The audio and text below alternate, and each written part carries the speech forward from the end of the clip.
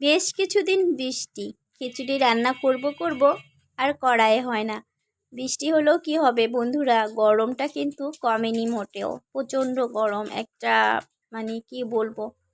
এদিক থেকে বৃষ্টি হচ্ছে, আবার একটু পরেই অনেক গরম লাগতেছে। তারপরেও বলেই ফেললাম, মানে চিন্তা ভাবনা করেই ফেললাম যে না, আজকে খিচুড়ি করেই ফেলবো।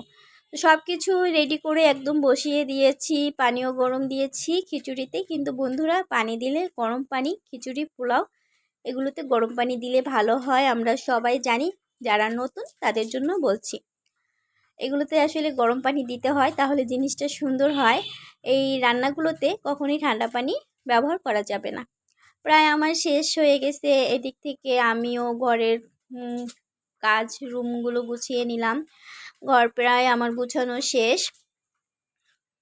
আর বৃষ্টির দিনে জ্বালানায় কাপড় থাকবে না এমন কোনো বাসায় পাওয়াই যাবে না। আমার তো বন্ধু দেখো, জ্বালানায় কাপড়। তোমাদের কি কাপড় থাকে জ্বালানায়? অবশ্যই মতামত দিবে। আমার নিচতলা তো, বারান্দা আছে, কিন্তু বারান্দায় আমাকে সেই 5তলায় ছাদের উপর কাপড় দিয়ে আসতে হয়। বারান্দায় কাপড়ের তেমন আমার কাপড় শুকায় না। আর বৃষ্টির দিনে ঘর বারান্দা সব কিছুই ব্যবহার করতে হয়। বৃষ্টির দিনে কেন যেন বেশি কাপড় হয়ে যায়।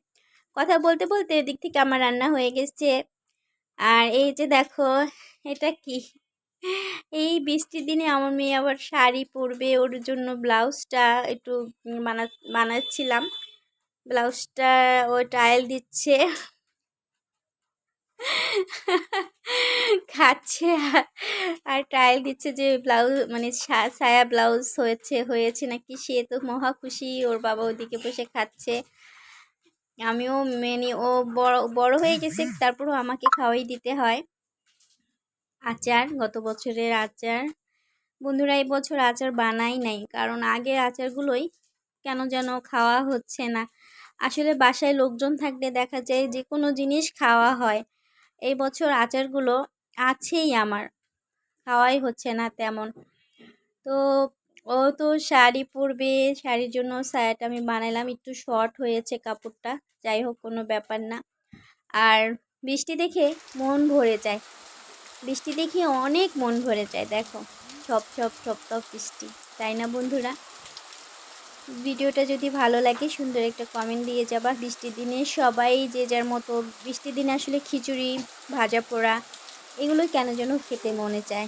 সবারই একই অবস্থা, আমিও তার ব্যতিক্রম নয়। তো এই তো আমাদের আজকের বৃষ্টির দিনের একটা ব্লগ।